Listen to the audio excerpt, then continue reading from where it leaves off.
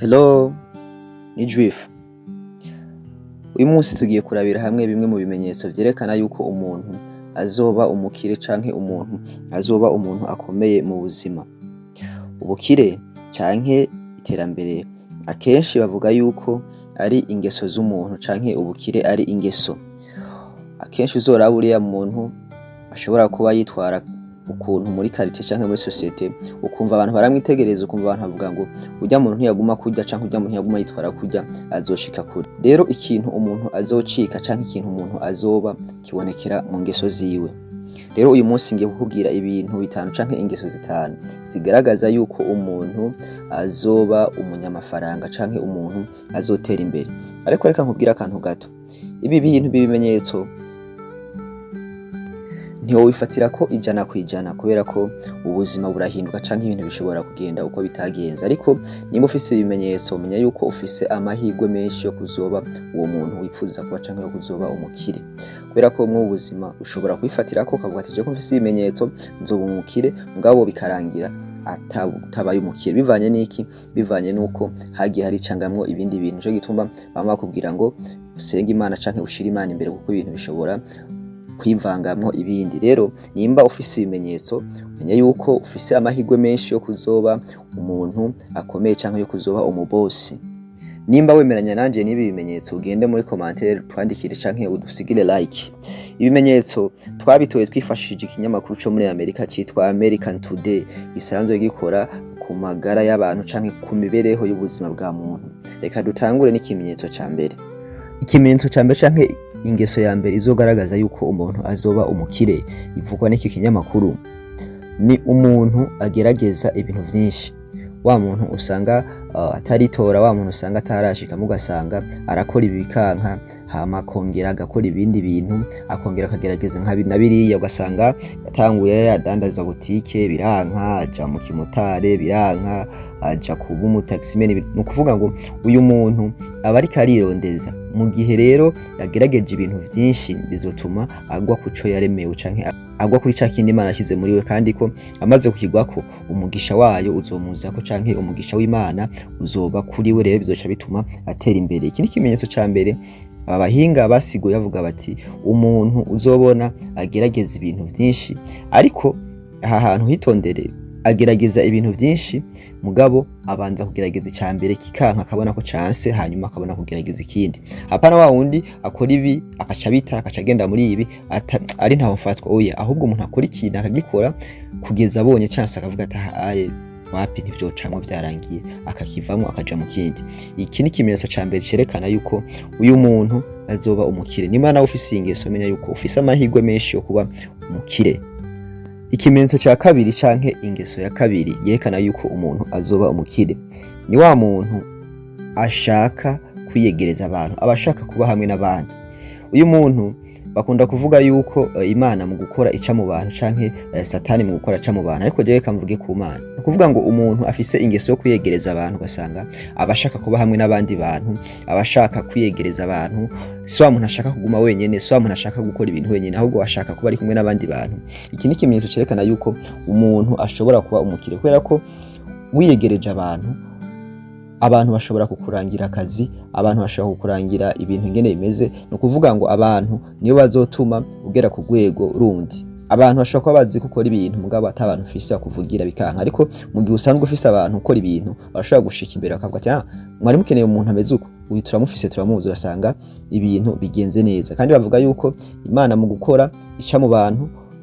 Rero igihe uyu muntu afise ingeso yo kwiyegereza abantu, afise ingeso yo kubana n'abantu benshi, ugasanga aziranye n'abantu benshi, niki ni ikimenyetso cerekana yuko umuntu azotera imbere. Kubera yuko uko amenyana n'abantu benshi niko n'imiryango myinshi yiyugurura, uko amenyana n'abantu benshi niko n'izina ryiwe rigera kure, kugeza aho azohura n'abantu Imana yashize ku nzira yo kugira ngo amufashe gushika ku y'intambwe, bitume agera ku iyo ntambwe. Rero nimba ufise ingeso yo kuba ushaka kumenyana n'abantu benshi, yo kuba wiyegereza abantu cyane, ibi ni bimwe mu bimenyetso vyerekana yuko uzotera imbere. Kubera ko umuntu agirwa n'abantu, kandi ubutunzi bwa mbere no kugira abantu.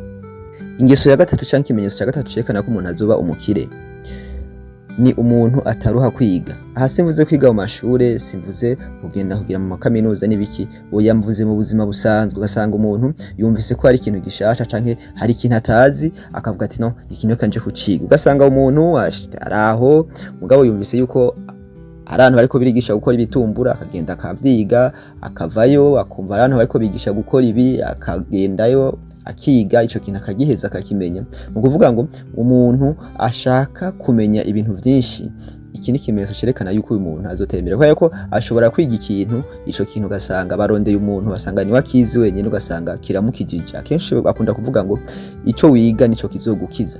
Rero umuntu ataruha kwiga mu buzima, ugasanga afise uwo mutima muri we kumva yuko buri gihe yomenya ikintu gishasha.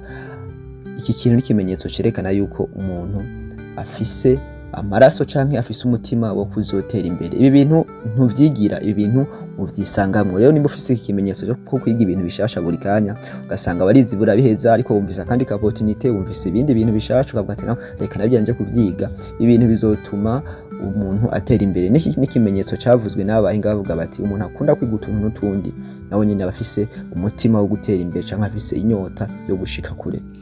Ingeso ya kane ni umuntu afata responsabilité canke umuntu afata ibintu vyiwe mu ntoki akasima responsabilité mu kuja mu kintu kanaka. Ba bantu usanga abo bafata amariske, agafata amariske akavuga ati ibi bintu ndabigiyemwo, bikunda bizokunda, bidakunze naho biribaza, mafu ubuzima n'ubunyene. Rero abantu bakunda kuba bafise umutima ukomeye mu gufata ama responsabilité akenshi bakunda gutera imbere.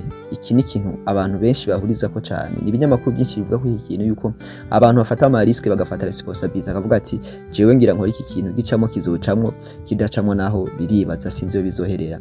Akenshi aba bantu barakunda gutera imbere kuko uzoraba ari umuntu usanga yafashe ama responsabilité cyangwa afata amahitamwo wowe nyine wabona kumenga n'ubusazi, ariko mu nyuma haheze igihe ugasanga wa muntu yarateye imbere cyangwa ugasanga wa muntu yarahindutse aba ikindi kintu bivanye nuko yafashe ingingo zikomeye ku buzima bwiwe. Akenshi bakunda kuvuga ngo ingingo dufata uyu munsi nizo zizotugira abo tuzoba ejo. Ni kuvuga ngo uyu munsi ubuzima tubayemo ni ingingo twafashe muri kahise. Rero umuntu azi kwifatira ingingo kandi agafata ingingo zikomeye ku buzima bwiwe niwo muntu wa mbere ashobora gutera imbere muri ubu buzima. Rero niba ufise iyi ngeso canke iki kimenyetso mu buzima bwawe, wama wifatira ingingo ukavuga ati naje kwera handi umusazi canke abantu bagufata kuri umusazi, iki ni ikimenyetso cerekana yuko ugize gute uri umuntu ashobora gutera imbere ukaba umubosi akanya kariko kose, kuko ushobora gufata ingingo imwe gusa ikaguhindura ubuzima. Ikintu ca nyuma ikinyamakuru cavuze canke aba bantu basiguye bavuze ku kintu bita kubaha.